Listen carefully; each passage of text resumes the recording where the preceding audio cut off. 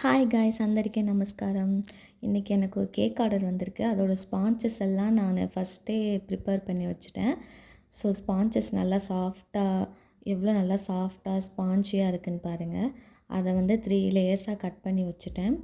Cut பண்ணி வச்சதில் sugar syrup add பண்ணிவிட்டு நம்ம க்ரீம் ரெடி பண்ணி வச்சுருந்தோம். அந்த க்ரீமை போட்டுட்டு இது பட்டர்ஸ்காட்ச் ஃப்ளேவர் கேக்கு. இதுக்கு அந்த பட்டர்ஸ்காட்ச் ப்ரலைன் வந்து வீட்டிலையே ஹோம்மேடாக நாம் ரெடி பண்ணது.